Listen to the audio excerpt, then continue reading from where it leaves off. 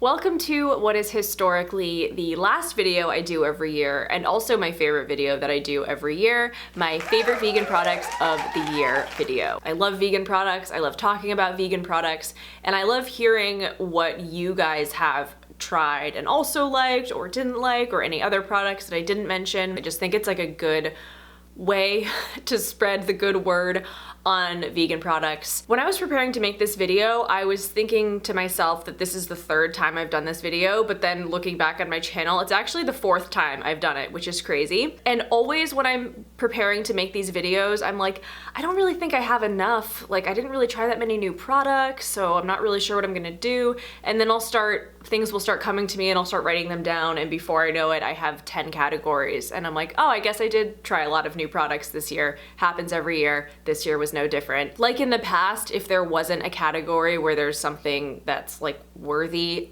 of being in a category, I just skip the category. Like for example, vegan pizza this year. I'm going to be saving my favorite categories for last, which are dip, drink, and snack. Drink and snack especially are always my favorite categories because they're my favorite categories of food in general. Everything else is in no particular order. I tried to make it have some sense and flow, but let's get into it. First up, favorite mock meat of the year. Now, at first I was like, I will not have a category for this because I didn't try any mock meats, and then I had a memory of something I tried earlier this year. My favorite mock meat of the year is the Blackbird Foods Korean barbecue seitan wings. This was from the Hungry Root groceries section, and I saw these. They looked really good, especially like the way they're shown on the package, just the texture of them, and the sauce looked very appetizing. They were really good. The seitan had a great seitan texture. It wasn't too dense or too spongy, both of which I think are not great for seitan. It was a very believable chicken-like texture, but again, not too tough, chewy, realistic, anything like that. And the sauce was great. Honestly, trying these just made me be like, I think I really need to learn how to make seitan and start making my own seitan, which is something I've been wanting to do for a long time. Yeah, that is my favorite mock meat product. Now, a similar category, but I decided to do a separate category for this, is my favorite vegan bacon of the year. I talked about in my mock meat video earlier this year how bacon is such an underrepresented category in mock meats, and how like everybody really crowded into the burger category. But bacon, it's like one of the most popular meats, I would say, in the world, but especially in the US, and why aren't people like racing to make the next greatest bacon? I don't know, but these people definitely did, and it is the Thrilling Foods bacon. So I talked about this in my main vlog from over the summer because in that video I went to this place called Curbside Comforts. I first tried the Thrilling Foods bacon there. The chicken bacon ranch salad that I ordered had it in the salad. I was talking to the owner, she was telling me about Thrilling Foods and she was telling me where I can find it. I really liked it in the salad. I thought it just had a really like simultaneously realistic but not too realistic texture, and like a really distinct flavor that I liked. It's very realistic looking. What I love about the Thrilling Foods bacon is it is very, very simple ingredients. It's a list of less than 10 ingredients. Soy milk is the main protein in it. It's just a really exciting product that I think a lot of people could get on board with.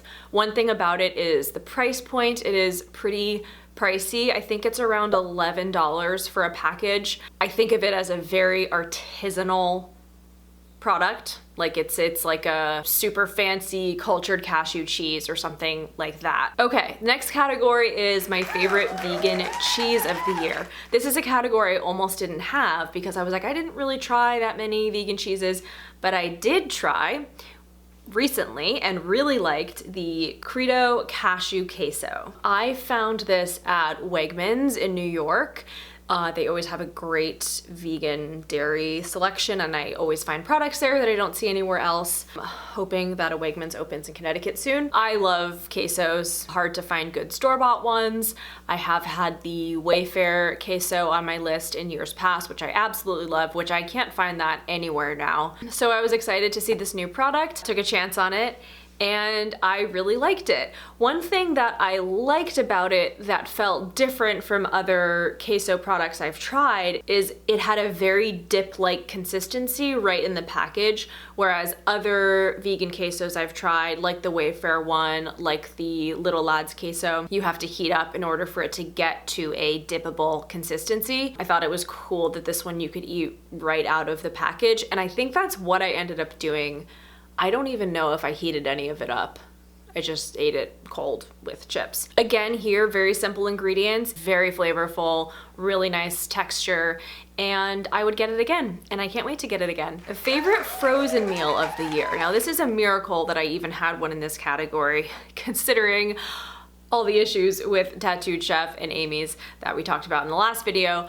But I did try a new brand of frozen meals this year, and it is called Fire Ox. So Fire Ox is a relatively new company, a pretty small company. Right now they only sell in Connecticut, New York, the Mid-Atlantic, and Texas. So this is a company that makes all vegan frozen meals, but their whole thing is that it's whole ingredients and no artificial ingredients. So very healthy, and they don't have that many different meals. Like I said, they're a small company. I think they have 5 or 6 meals right now. The one that I've had the most is the Chipotle red bean pozole, which was delicious. And then I think Paul had the Masaman coconut curry, and I think liked it, but I don't believe I tried that one. I am excited about this company. They might not be available near you guys, but I wanted to shout them out just in case you see them. So we actually have a few different categories of prepared meals this year. The next category is my favorite vegan refrigerated meal of the year, and it goes to the Trader Joe's vegan spinach and cashew ravioli. A couple months ago, I decided to buy them, and I made them for dinner one night, and I was really impressed by them. First of all, the pasta itself is so tender and just a very different texture than I've had with vegan pastas or vegan ravioli specifically. The filling is really good.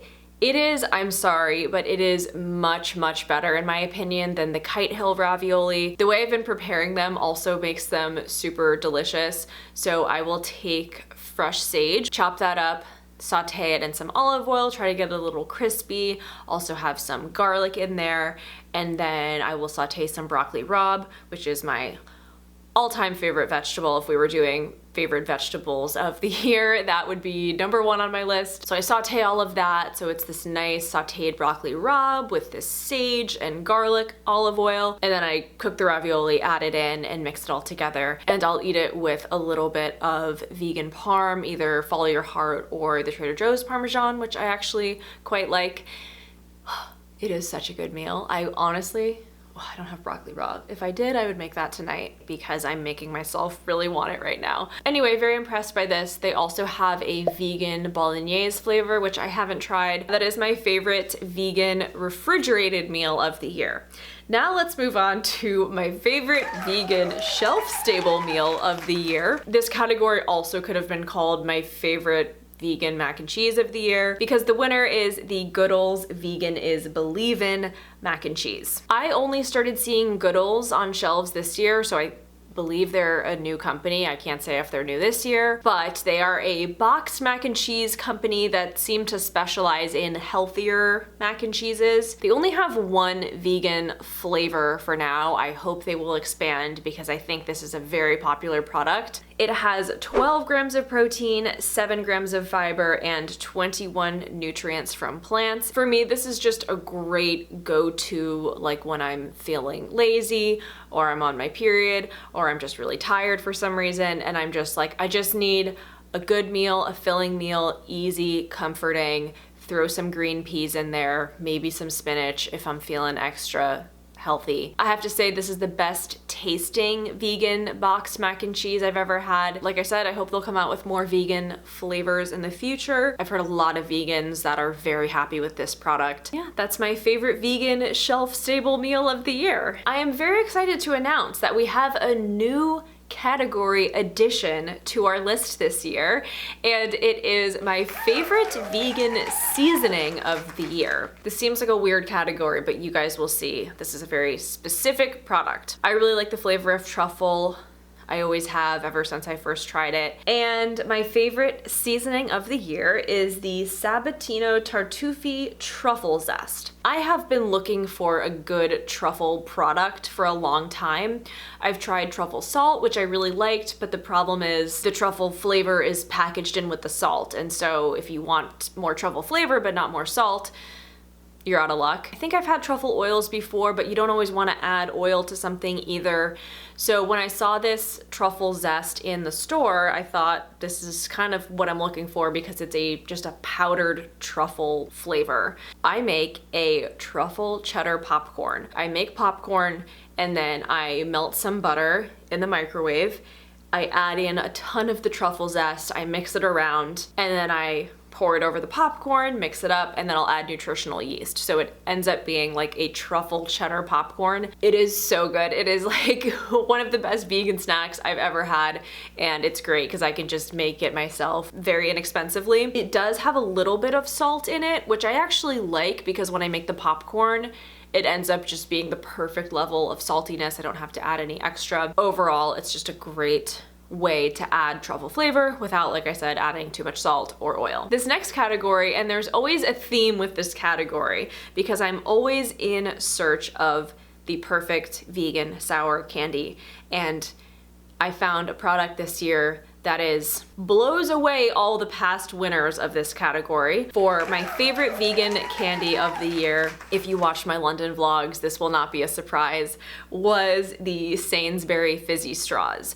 And I am very sorry to put a product on this list that is not available in the US, but hey, maybe some of you live in the UK and lucky you, you can get this product. These were so good. I talked about it, I did a taste test of these in the London vlog, the very end of the first one. They remind me of Sour Power straws, which were a big part of my childhood. These tasted like Sour Power straws, but the ingredients, it's colored and flavored with like natural fruit extracts instead of dyes and chemicals and whatnot. It definitely brought 3 or 4 home with me, and I was so sad when I finished them. All right, we're getting to the last few categories here. Favorite dip of the year for 2023 is the Little Lads Beta Cheddar. I've talked about Little Lads in a few videos before. They're an all-vegan company based in Maine. They're a very small company. In my main video from over the summer, I tried their hummus for the first time, and someone commented and was like, oh, you should try the Beta Cheddar.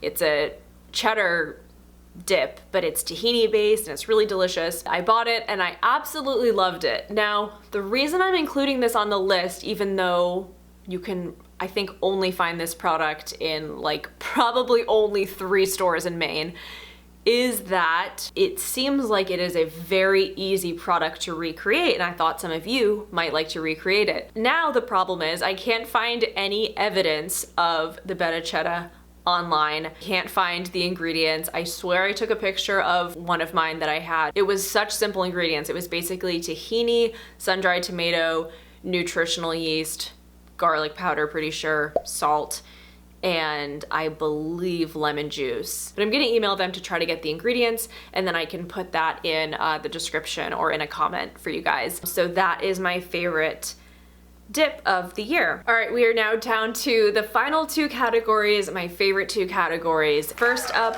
favorite drink of the year. This is a very prestigious award because I am obsessed with drinks. I am so particular about what kind of drinks I like, and so few drinks meet my specific set of requirements. But this one was such a delight to discover this year, and it is the Gus line of sodas. So Gus stands for Grown Up Soda. The first one I tried was their cola. Gus is grown up soda, less sugar, not too sweet. So I always say this with drinks, that the problem is either they're like insanely sugary, which I don't like because I don't like an overly sweet taste, or they have less sugar or no sugar, but they have sweeteners added. And there's very little in this world I hate more than sweeteners like stevia and monk fruit. There are multiple drinks that were at one time my favorite drinks that then started using monk fruit or stevia. I don't mind real sugar, but I don't want it to be too sweet. I just want less real sugar and nothing else like added to try to replace it or replicate it. That's exactly what the Gust sodas are. Per bottle, I think they have 12 grams of sugar, so it's way less than a typical bottle of soda, which I think would be somewhere around 32 grams. I'd love to try all their flavors at some point, but I really like colas, and it's so hard to find a good cola that has like healthy natural ingredients and doesn't have too much sugar and doesn't have a sweetener. Their product and what they're offering shouldn't be so groundbreaking, but it is. Folks, the time has come. We have made it to the final category, the most prestigious category, because if there's one thing about me that you should know, it is that I love snacks. They keep me going. They keep me going throughout my days, throughout my weeks. I look forward to snack time every day. If I don't have snacks on hand, I'm depressed. If I have snacks on hand, I'm in a good mood. And the product that gets that prestigious honor this year is, I never know if I should say is or are for these videos, is Puffsels. That's right, Puffsels. These are puffy pretzels. What have I said in the past about this category? There have been a couple of years where I've done this video and I have shared that I was disappointed in the lack of innovation within the vegan snack category. People are kind of just doing the same things over and over again. They're doing puffs, they're doing like bean chips, they're doing, you know, that's it really. There's not that much innovation with flavors. There's just not that much excitement within vegan snacking. So I started seeing people online talking about Puffsels, and I assumed they were like those puffed up pretzels that some snack company used to make. I forget which one. They're actually puffs in the shape of pretzels. Although yes, they're puffs, and I just said puffs aren't innovative, it's the shape that I think really makes the difference. I don't really like pretzels, but I can't deny that they have a very fun shape to eat. So Puffsels kind of took the best of both worlds of like the texture of a puff and the shape of a pretzel and put them together, and then came up with some really good flavors to boot. Puffsels are actually made by Unique Snacks, which is mostly a pretzel company. One major caveat with these that honestly almost could have disqualified them from the list because it's really not cool is that they claim all 4 flavors are vegan, but they have a honey mustard flavor that is not vegan because it has honey in it. But it says vegan right on the package. So that's something I've seen people online call out and be like, that's really not cool. And I actually reached out to Unique Snacks via a form on their website to let them know that the honey mustard flavor is not vegan and that calling it vegan on the package is misleading and confusing, and people will be very upset with them if they don't change that. I have not heard back, but I hope they'll change that. Their other flavors are vegan. There's a buffalo flavor, there's a cheddar cheese flavor, there's a home style flavor, which I think is kind of like a Parmesan and garlic, and then there's the honey mustard flavor. So I've tried 2 of the flavors. I've tried the buffalo and the cheddar. Who wants to guess what my favorite one is? Obviously the buffalo. That's the one that I've repeat bought mostly. But yeah, I'm fired up about Puffsels, and let me know if you've tried them and what you thought. We have reached the end of the video. Thank you guys so much for watching. I hope you enjoyed this rundown of products.